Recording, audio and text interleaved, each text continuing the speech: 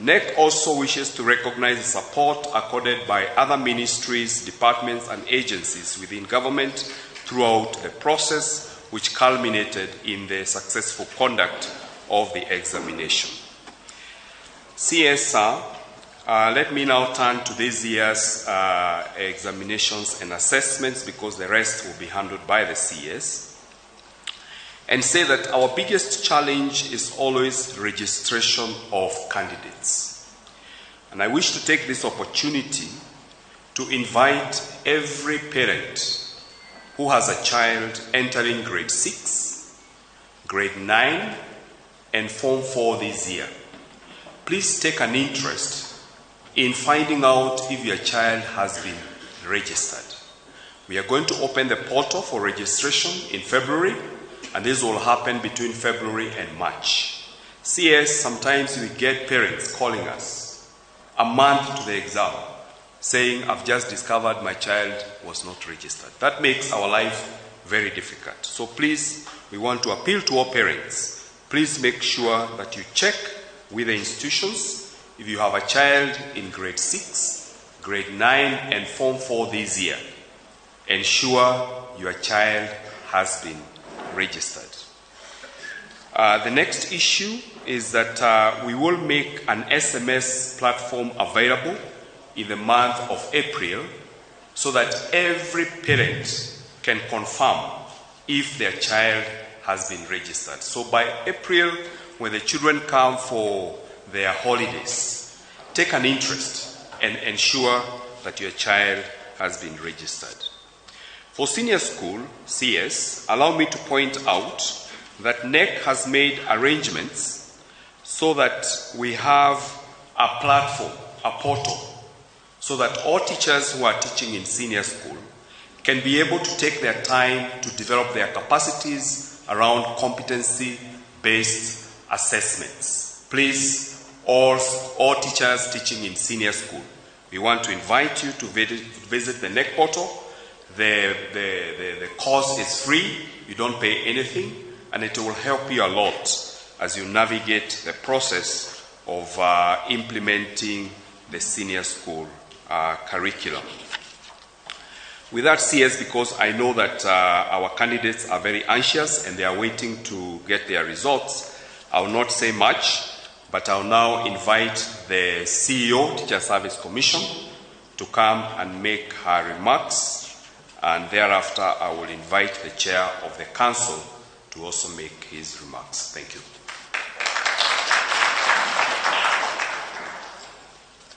Our Cabinet Secretary for Education, Honorable Julius Migos Ogamba, our Principal Secretary, Ambassador Professor Bitok, our Chairperson, NEC, Professor Julius Nyabundi, the CEO NEC and all other CEOs present, fellow NEC council members, senior staff from ministry and TSC, members of the press, good morning. Allow me at the onset to express the Teacher Service Commission deep appreciation to our teachers across the country. They are the men and the women who prepared the candidates, supervised and invigilated the examinations, and participated in the marking process. We do applaud your professionalism, your resilience, and the commitment that ensured that this national exercise was conducted with credibility, integrity, and fairness. In 2025, the Commission vetted and released 77,600 of you, comprising center managers, supervisors, invigilators, to man the national examination. I also want to take this opportunity to appreciate the multi-agency team that endured early mornings and long hours. You really put in a lot of long hours to support examination administration. You were very vigilant, you monitored, you supervised, and that is the reason why we are here today to confidently celebrate the seamless and successful completion of this exercise. We would not have done what we did without the leadership and direction of our CS, who is the lead in our sector, the Cabinet Secretary, Professor Bitok, the NEC Council. They provided the necessary stewardship and coordination of the multi-agency efforts. Ladies and gentlemen, today marks a milestone on the academic journey of the 2025 candidates countrywide. I congratulate each one of them for their discipline, for their perseverance and determination that brought them to this moment. As you receive your results, candidates, I encourage you to see the outcomes not as an end, but as a foundation upon which you build the next phase of your lives. Remain focused, stay curious, and continue to pursue excellence. On grade 10 transition, allow me to say this. We want to assure parents that all teachers are prepared to receive the grade 10 CBE candidates who will join senior school from Monday. Our teachers are adequately equipped with the competencies, with the skills, and the confidence required to meet the diverse learning needs of our CBE students. I appeal to our heads of institutions at senior school to broaden the curriculum. Of course, facilities allowing, we know some of you do not have the necessary facilities to ensure that learners joining senior school have the necessary facilitation to explore their potential in all areas of the curriculum. The Commission is determined to address the existing teacher shortages in the new learning areas. With those very few remarks, I want to urge all of us to remain steadfast in our resolve to provide every learner in Kenya with quality, relevant, and inclusive education. I want to wish all of you a prosperous 2026. Thank you very much.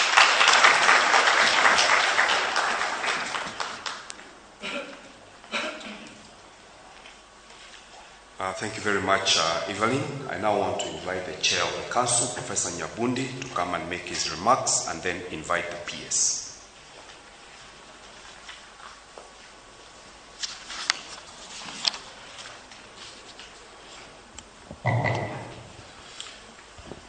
Good morning, all of you. I wish to recognize our CS, Honorable Julius Mungu Sogamba, our PS, Ambassador Professor Julius Bitok. My name is Professor Julius Nyabundi. See those Julius.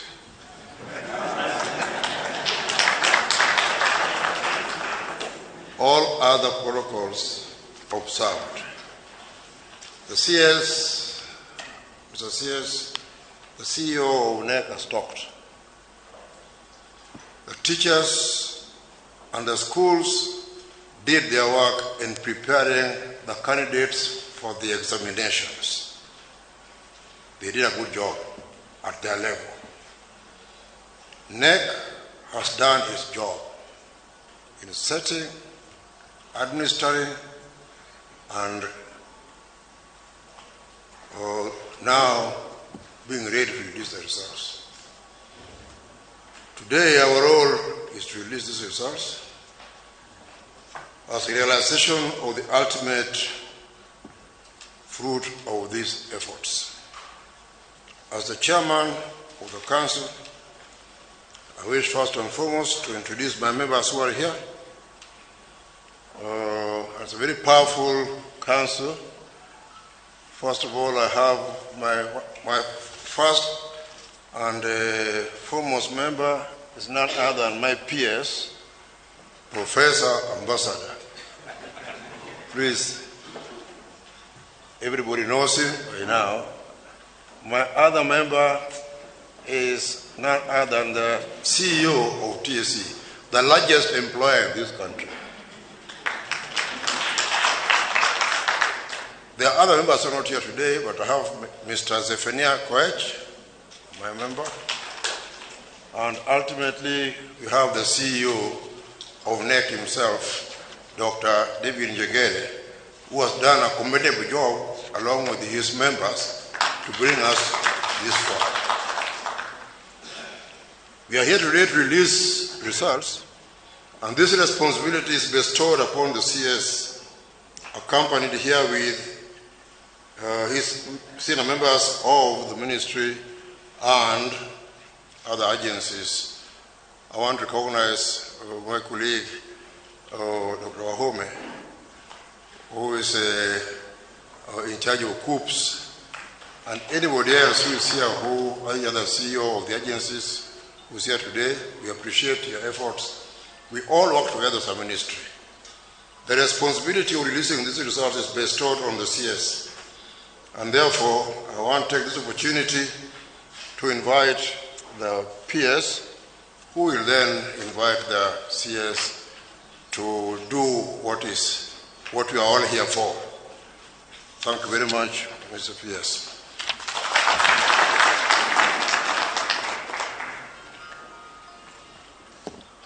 Thank you very much, Chairman. Our Minister, Waziri Julius Migos, our Chair of NEC Council, Professor Julius Nyagundi, our CEO, NEC and CEO TSC, all protocols observed. Good morning. Allow me at the beginning, Waziri, to thank you for your excellent leadership in this sector. We have seen a lot of coordination, a lot of positives in terms of how you have been able to manage and coordinate the sector. I don't know what the chair of NEC was saying. It is because of the Juliuses that follow each other that the sector is really.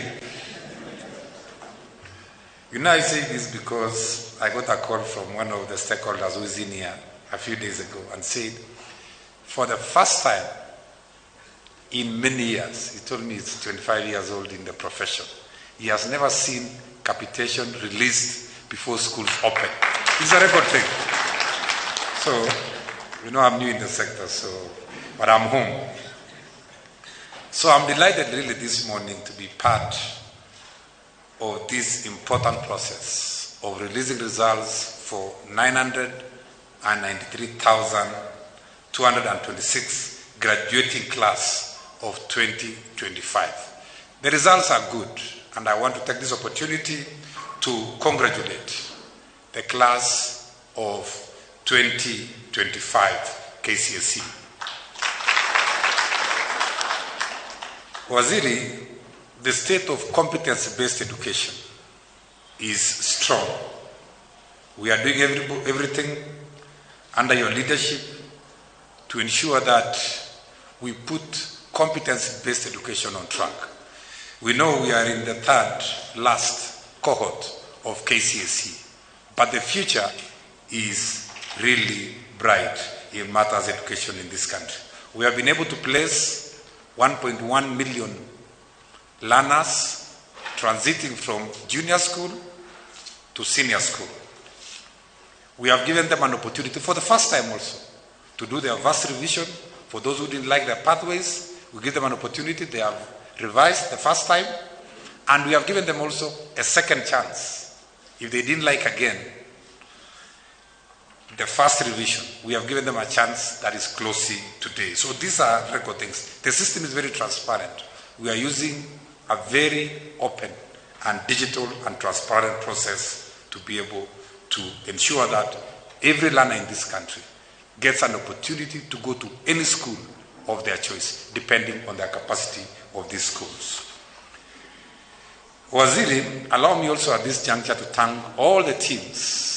These examinations of 2025 has been approached as a whole government approach. We have our teams from Ministry of Education, our field officers, we have our Ministry of Interior, including GAO, including the DCI, including the entire security apparatus of this country. We have our Ministry of ICT, including Communication Authority, and other stakeholders who have worked with us, which I want to thank very sincerely for the work they have done. As I wind up, Waziri, allow me at this point to assure all our stakeholders who participated in 2025 exam that we are working very closely with Treasury and their dues will be paid as soon as possible. We are working on that. Allow me also, Waziri, to say that the placements and the transition that we are doing, we are having a new system called Kenya Education Management Information System, which is helping us in the transition, and we are moving everybody. Soon and very soon, all the entire education ecosystem will be under one digital platform, so that whatever thing you need to know in education, just at the click of the button, you can know the status of the results of your student, and you can know everything going on in the education sector.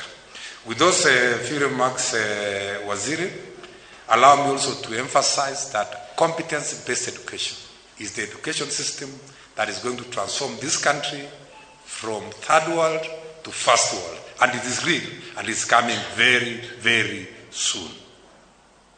Let us now rise up, ladies and gentlemen, to invite our chief guest, who is the Minister for Education, Honorable Julius Because. Can we put our hands together to warmly welcome our Minister? Karibu sana Waziri. Thank you, PS. Please be seated.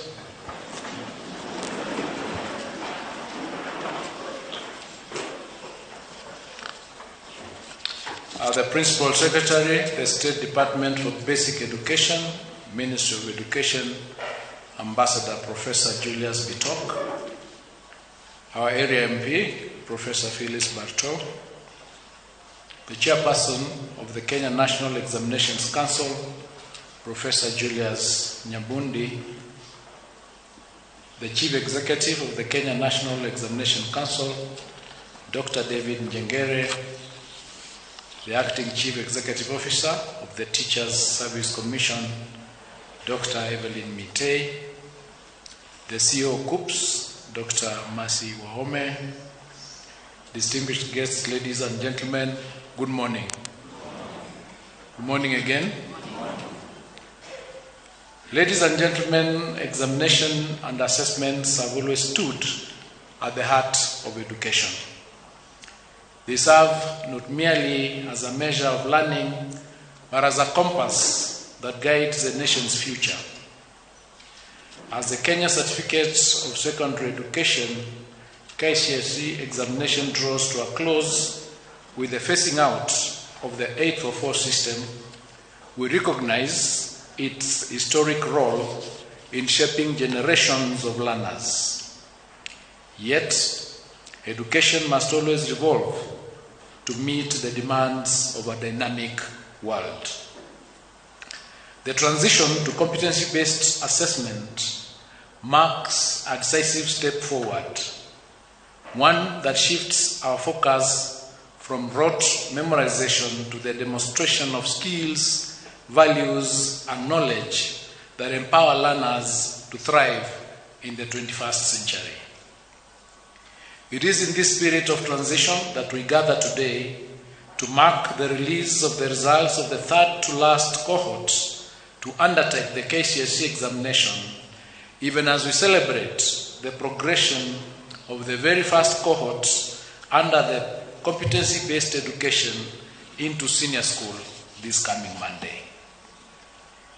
This moment stands as both a culmination of a long-standing tradition and the dawn of a new era, affirming our collective commitment to assessments that not only measure achievement, but also nurture the competencies required for the future. Ladies and gentlemen, I wish to extend my profound gratitude to all sector stakeholders who year after year have demonstrated unwavering dedication in preparing our KCSE candidates and ensuring the successful and seamless administration of the national examinations. Their commitment has safeguarded the credibility of our examination system and upheld the high standards that define our education system.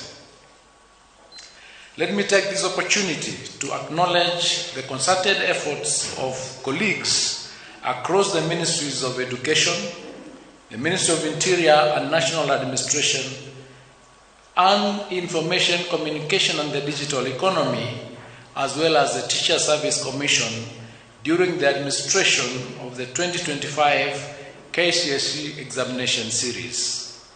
In the same vein, may I commend all the center managers, supervisors, and invigilators for the integrity and diligence that have made this examination cycle a success. Today, as we release results for 993,226 candidates, I wish to register my sincere appreciation to His Excellency the President, Dr. William Samoei Ruto, for his trust and steadfast support in enabling our team to implement critical reforms in the education sector. These reforms are geared towards transforming the delivery of learning and teaching in order to nurture and build every learner's potential and to equip them with the skills and competencies necessary for life in the 21st century. Ladies and gentlemen, as we gather here today, the government has employed a record 100,000 teachers since 2023, with 24,000 of these teachers recruited this year. A record total of over 25,000 teachers have also been promoted. To better prepare our teachers for the rollout of the competency-based education, our teachers have been retooled and reoriented to the new system. The primary objective is to strengthen teaching and learning in our schools and consequently to improve our education outcomes. In order to enhance access, we are expanding infrastructure across our basic education institutions. In the financial year 2024-2025, we built a record 23,000 classrooms across the country to support the transition of the first grade 9 cohort. This year, we will construct a total of 1,600 laboratories in various senior schools in order to support practical learning. To anchor these reforms on a solid legal and policy foundation, we will soon be presenting a sessional paper and 11 bills to Parliament for consideration and enactment. Once passed, this will help entrench efficiency and effectiveness in our education system and affirm its competitiveness globally. We also continue to support our learners with capitation in fulfillment of the government's obligation to provide free and compulsory basic education. For this school year, for instance, we released the sum of 44.2 billion shillings as capitation for learners in all public basic education institutions ahead of school opening. This is the first time that capitation has been disbursed before schools open. Heads of institutions are expected to ensure prudent use of these public resources for the benefit of learners and to desist from imposing any extra levies or fees upon parents. The candidates whose results we release today are now expected to transit to tertiary institutions, either in universities or TVET institutions. At the tertiary level, we are implementing the student-centered funding model by which the government supports students and trainees by way of scholarships and loans depending on the level of need of each learner. To enhance access and affordability, fees for academic programs in our public universities have also been rationalized by between 15% and 40%, so that the fees for university education programs range from 5,800 to 75,000 per semester, depending on the program of study.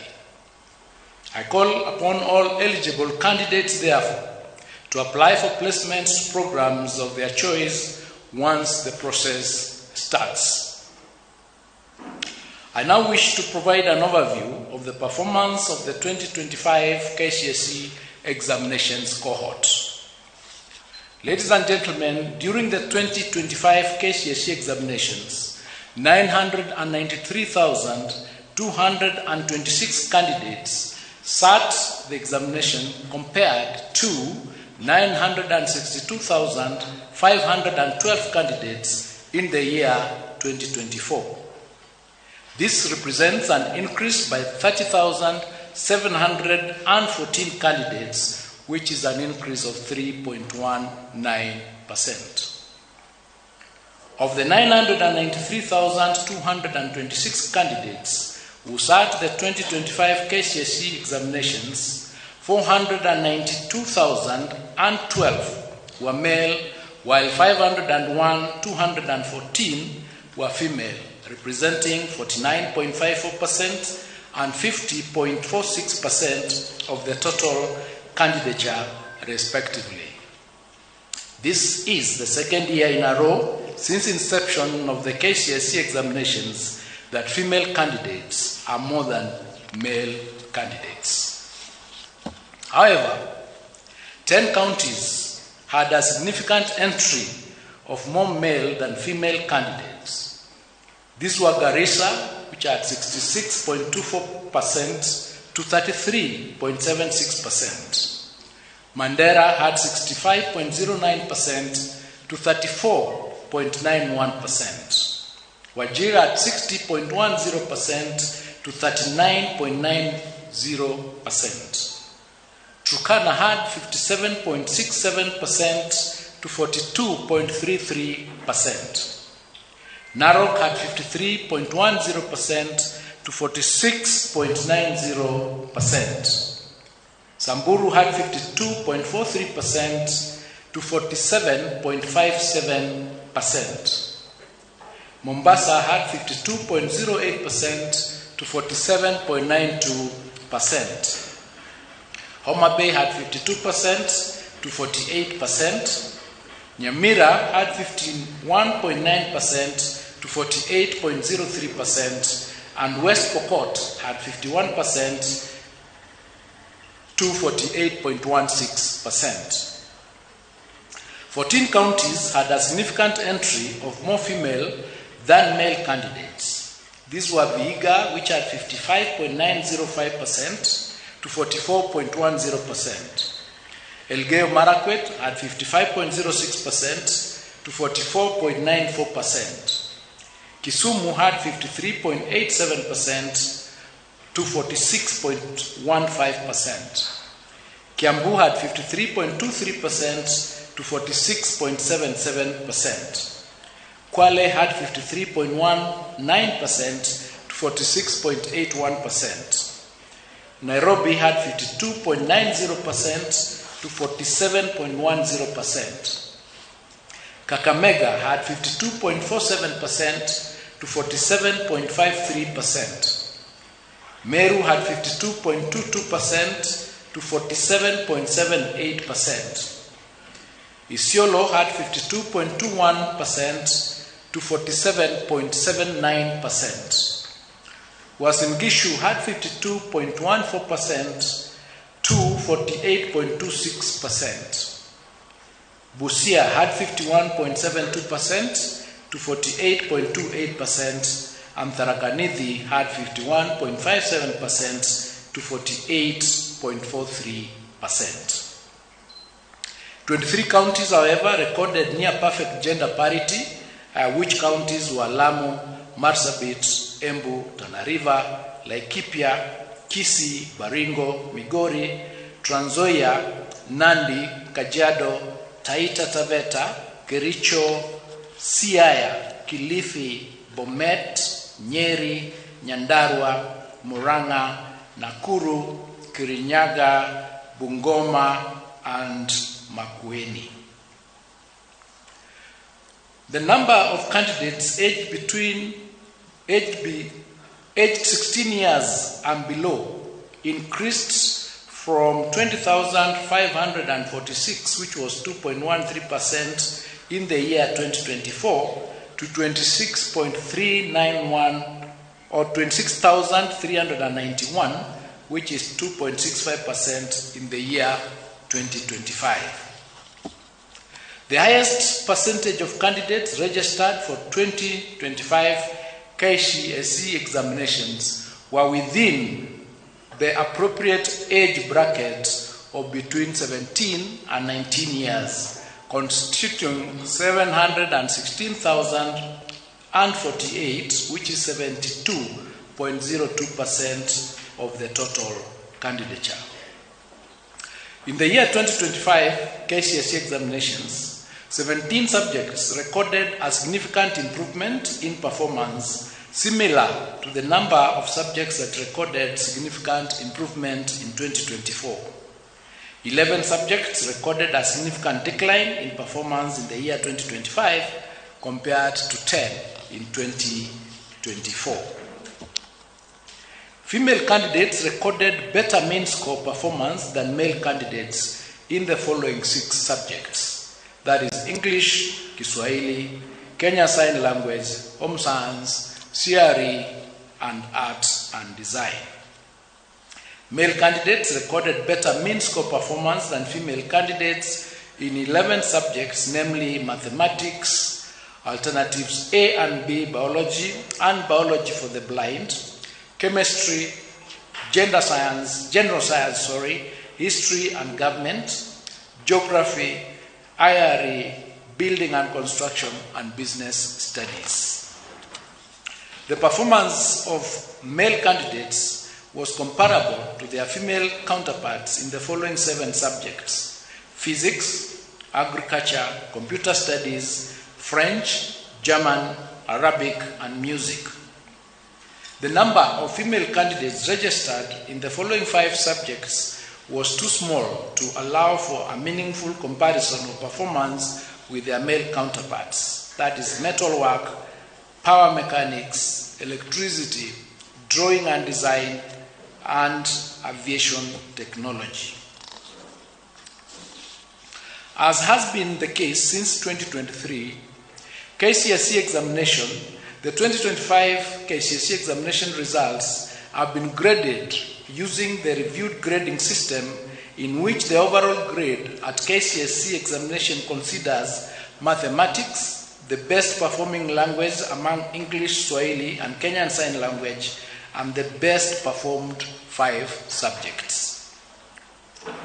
There were 1,932, which is 0.19% candidates who obtained an overall mean grade A in the year 2025 KCSE examination.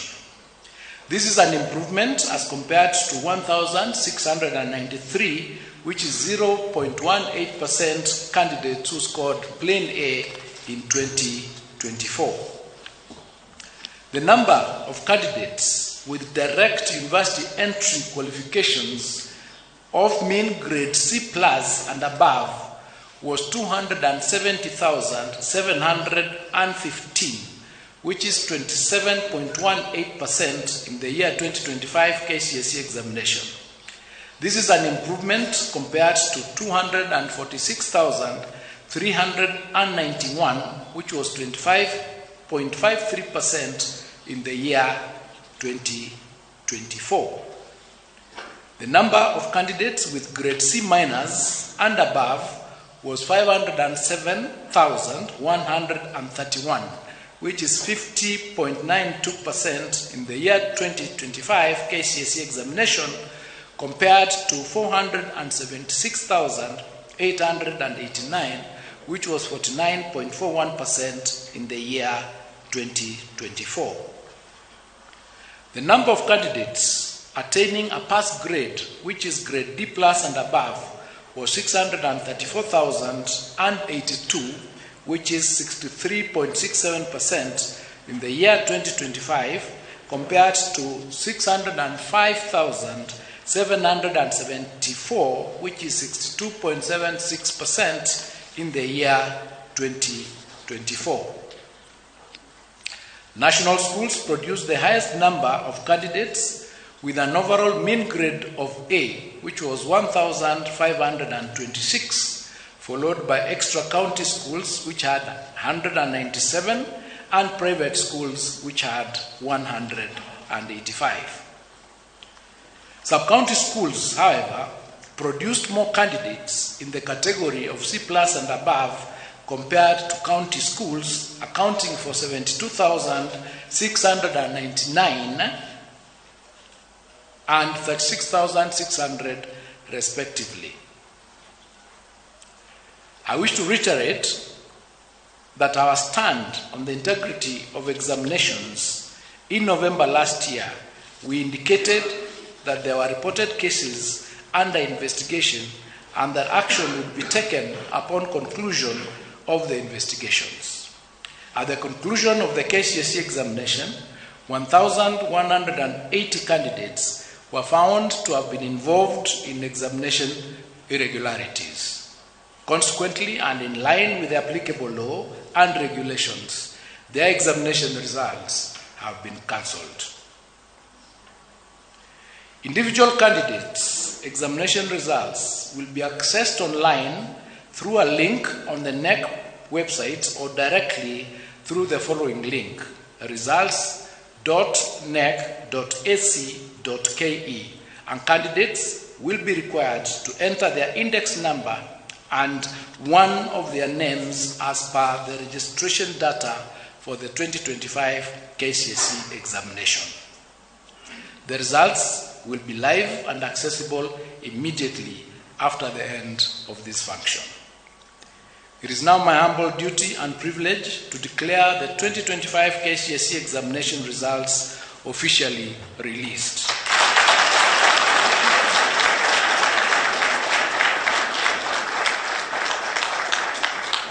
I wish all the candidates success in their future endeavors, and to all of you, Happy New Year, thank you, and God bless you.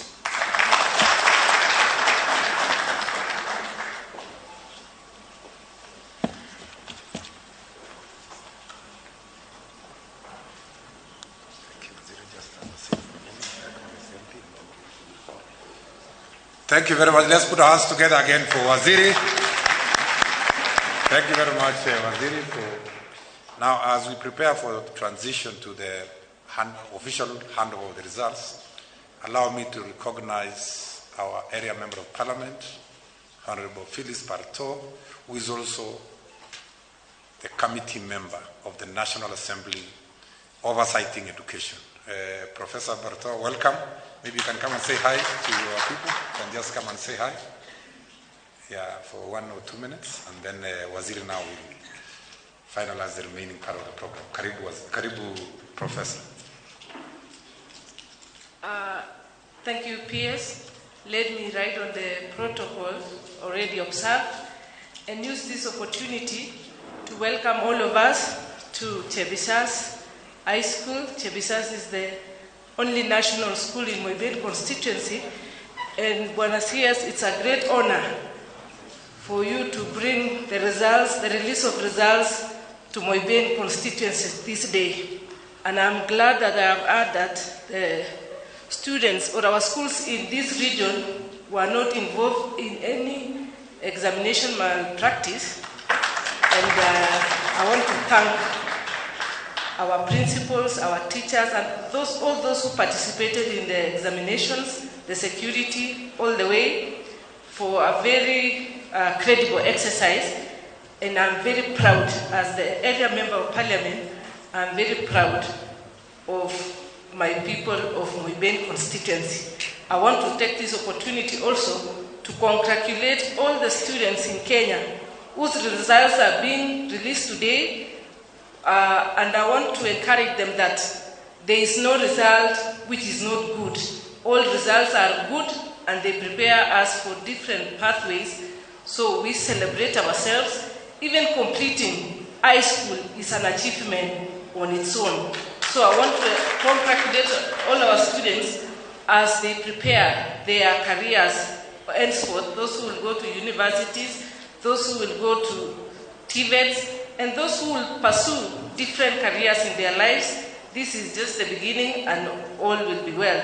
I want to also congratulate my candidates from Moiben constituency, and I know the choice of Moiben constituency to release the results is an indication that the results from our constituency are improved. That's an indication that we improved. So I want to thank everybody, and karibuni sana. Asanteni. Thank you very much. Let's put our hands together for area member of parliament and member of committee of education for national assembly. Thank you very much, Mheshimiwa.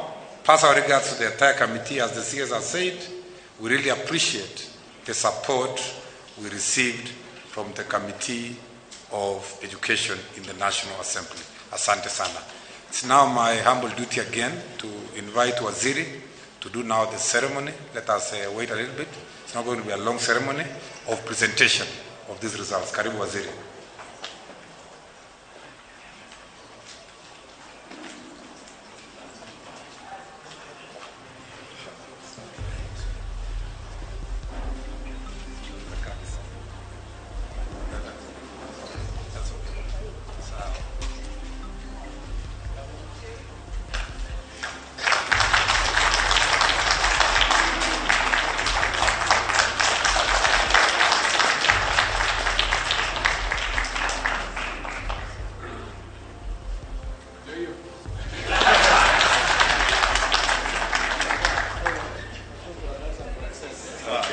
Thank you very much, everyone. We'll now have the final prayer and the person doing the vote of thanks.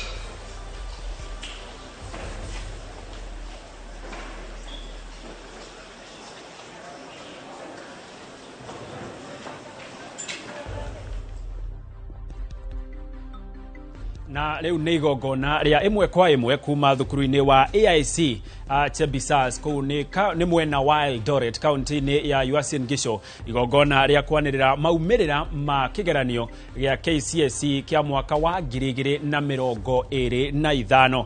Maumĩrĩra marĩa marĩkia kwanĩrĩrwo nĩ Minister Julius Migos, na akorwo agĩtarĩria atĩ arutwo arĩa maraikarire kĩgeranio gĩkĩ nĩ arutwo 993 na 226. Acio nĩ arutwo arĩa maraikarire kĩgeranio gĩkĩ kĩa mwaka wa 2025 gĩa KCSE, na namba ya iretu kwa rita rĩa kerĩ kuma rĩrĩa KCSE yanjĩrĩirie gũkũ bũrũri-inĩ nĩ irakorirwo ĩgĩkĩra namba ya anake. Airĩtu mararĩ aingĩ kũrĩ anake, ũndũ ũrĩa ũtakoretwo ũrĩ ũndũire wa kĩgeranio gĩkĩ gĩa KCSE. No kaunti nyingĩ cia kũrĩa rũgongo rwa bũrũri nĩ irakorirwo ikĩandĩkithia namba nene ya arutwo anake ũkĩringithania na kaunti ingĩ gũkũ bũrũri-inĩ. Na mathomo 17 nĩmo minister akorwo agĩtarĩria nĩmo marakorirwo magĩkwo wega ona makĩria nĩ arutwo aya 900, namo mathomo 11 nĩ marakorirwo makĩgwo na njĩra ĩmwe kana ĩngĩ ũkĩringithania na mwaka wa 2024. Nao airĩtu kuri mathomo marakorirwo magika na njira nene wega ukiringithania na arunao anake. Kwa muhiano ungirora githomo gya githungu, githweri, CRE oro hamwe na sign language, mathomo maya airetu ni marahotire gukorwo magika wega na marakorwo makihotana na njira nene ukiringithania na arunao anake. Nao anake nao matitigitwo na thutha, kurio mathomo nao marekire wega kuri airetu, na mamwe ma mathomo maya ni hamwe na mathabu, biology, chemistry, history, geography na business. Koguo o andu kuri mathomo maria airetu mareka wega kuri anake, namo anake mageka wega ukiringithania na arunao airetu. Na uhoro wigie maumirira ma bururi uri wothe, arutwo aria marakorirwo makigwatira grade ya A plane, andu aria inanagio wega takare, marakorirwo mari arutwo 1932. Acio ni arutwo aria marakorirwo makigia grade ya A plane. Iyo ni A itari ndute onaki. Arutwo aria marakorirwo magikinya grade ya C+. Ino ni ikoragwo niguo koragwo ri mukururo wa muthia wa murutwo wothe ukinyetie marks cia kuingira university. Koguo arutwo aria makinyetie marks cia kuingira university niyo C+ ni arutwo 270 oro na 715. arutwo 270 niyo marakorirwo magikinya gikiro gia C+.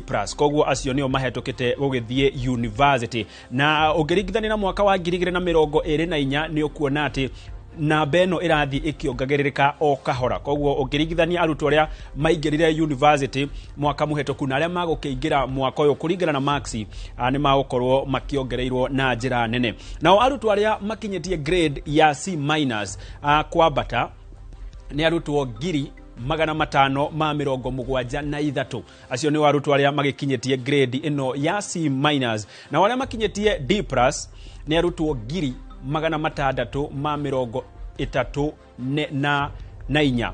aria makinyetie D+ ni arutwo 634. Na ukiringithania na mwaka wa 2024 namba ici cia arutwo irathi o cikiongagirika, arutwo aria mareka wega marathie makiongagirika ukiringithania na kigeranio kia mwaka wa 2024. No na kuri oguo o mwaria thutha wonge ni akorwo agiteterithia na makiria akorwo agikia ritana kuri arutwo oro hamwe na aciari ati marks macio kana grade iyo ugukorwo ugite iyo niyo yaku. Koguo mundu ndagakorwo hihi akimena kana akihuthia ni undu wa ukigia grade iria agukorwo ona ukiringana na maumirira maya. Na nigetha wamukira maumirira maya ugukorwo ukiingira rurenda-ini rwa kanjo ya igeranio guku bururi-ini niyo NEC, na wona waingira thimu-ini yaku ugukorwo ukiandika resort.nec.co.ke, resort.nec.co.ke, na wona waingira rurenda-ini ru ugukorwo ukiandika IDEX number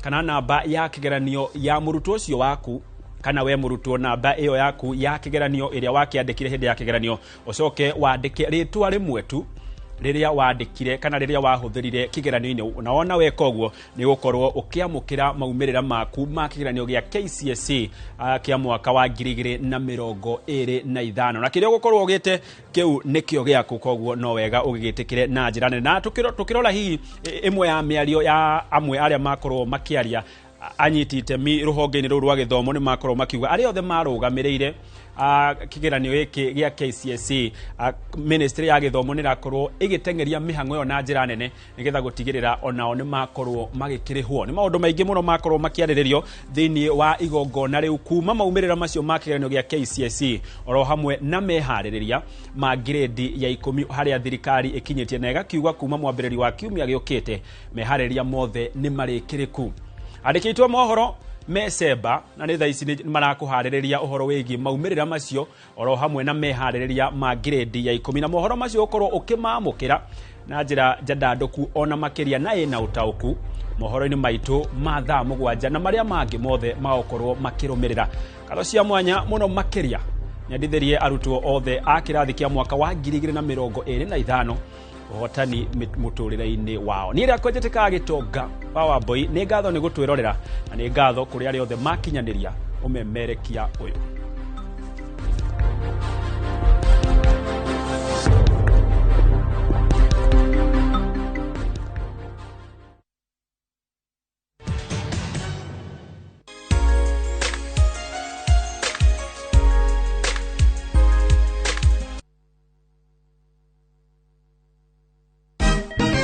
Siku njema huonekana asubuhi.